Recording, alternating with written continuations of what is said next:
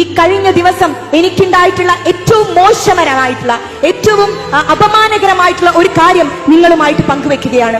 കഴിഞ്ഞ ഏതാനും ദിവസങ്ങളിൽ ഞാൻ യാത്രയിലായിരുന്നു. ഒമാനിലെ വിവിധ പരിപാടികൾ കഴിഞ്ഞ് ഖത്തറിൽ എത്തിയപ്പോൾ ഉണ്ടായിട്ടുള്ള ഒരു അനുഭവം ആദ്യമായിട്ടാണ് പൊതുസമൂഹത്തിന് മുൻപിൽ പങ്കുവെക്കുന്നത്. കുറച്ച് ദിവസമായിട്ട് ആരോഗ്യപരമായിട്ടുള്ള ചില കാരണങ്ങൾ കാരണം അത് മീഡിയകളോടോ ജനങ്ങളോടോ തുറന്നു പറയാൻ എനിക്ക് സാധിച്ചിട്ടില്ല. ഖത്തറിൽ ഒരു പൊതുപരിപാടിയിൽ അവിടെയുള്ള ഒരു വനിതാ സംഗമത്തിന്റെ ഉദ്ഘാടനവുമായി ബന്ധപ്പെട്ടിട്ടാണ് ഞാൻ എത്തിച്ചേരുന്നത്. ആ പരിപാടിയുടെ ഭാഗമായിട്ട് അതിന്റെ പരസ്യം എന്നോണം എന്റെ ഒരു ചെറിയ പ്രസംഗം ഉൾപ്പെടുത്തുകയുണ്ടായി. ആ പ്രസംഗം യൂണിഫോം സിവിൽ കോഡുമായി ബന്ധപ്പെട്ടതായിരുന്നു. ഏക സിവിൽ കോഡുമായി ബന്ധപ്പെട്ട് അതിനെ എതിർക്കുന്ന എന്റെ വളരെ സെക്കൻഡുകൾ നിറഞ്ഞ പ്രസംഗം അവർ ഹൈലൈറ്റ് ചെയ്തുകൊണ്ട് ഈ പരിപാടിയുടെ പ്രചരണാർത്ഥം അവര് പുറത്തുവിട്ടിട്ടുണ്ടായിരുന്നു.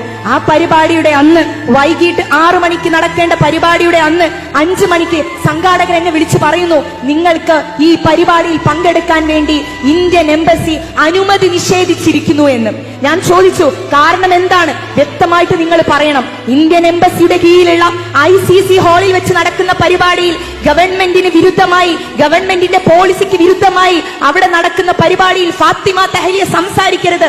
അങ്ങനെ സംസാരിക്കുന്നതിന്റെ ഉദാഹരണമായിട്ട് ഏക സിവിൽ കോഡിന്റെ വീഡിയോ ഞങ്ങൾ നിങ്ങൾക്ക് അയച്ചു തരുന്നു എന്ന് പറഞ്ഞുകൊണ്ട് എംബസിയിൽ നിന്നും KMCCയുടെ ആളുകൾക്ക് ഒരു വീഡിയോ അയച്ചു കൊടുക്കുകയും എന്നെ ആ പരിപാടിയിൽ നിന്ന് മാറ്റി നിർത്തുകയുമാണ് ഉണ്ടായത്.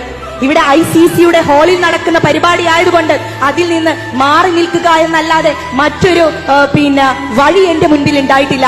അത്രയും ദൂരം സഞ്ചരിച്ച് ഒരു വനിതാ വിങ്ങിന്റെ ലോഞ്ചിങ്ങിൽ പങ്കെടുക്കേണ്ട, അവിടെയുള്ള ആളുകളോട് രാഷ്ട്രീയം സംസാരിക്കേണ്ട എന്റെ അവകാശം വിദ്യാർത്ഥി എന്നുള്ള രൂപത്തിൽ മാത്രമല്ല, ഇന്ത്യയിൽ ജീവിക്കുന്ന ഒരു പൗര എന്നുള്ള രൂപത്തിൽ ഇന്ത്യയുടെ ഭരണഘടന അനുവദിച്ചു തരുന്ന സകല അവകാശങ്ങളും സകല മൗലിക അവകാശങ്ങളും ഉണ്ട് എന്നുള്ള രൂപത്തിൽ അഭിമാനപൂർവ്വം സംസാരിക്കാനുള്ള പോളിസിക്കെതിരെ, ഗവൺമെന്റ് പോളിസിക്കെതിരെ സംസാരിക്കാനുള്ള എന്റെ അവകാശത്തിന് നേരെയാണ് ഇന്ത്യൻ എംബസിയും ആ എംബസിക്ക് ചൂട്ടുപിടിക്കുന്ന സംഘപരിവാർ അനുയായികളും ആ എംബസിയിലുള്ള ഈ തരത്തിലുള്ള RSS അനുയായികളും പ്രവർത്തിച്ചത് എന്നുള്ളതിൽ അതിശക്തമായിട്ടുള്ള പ്രതിഷേധം ഞാൻ രേഖപ്പെടുത്തുകയാണ്. അത് വെറും പ്രതിഷേധമായിട്ട് മാത്രം കണക്കാക്കണ്ട.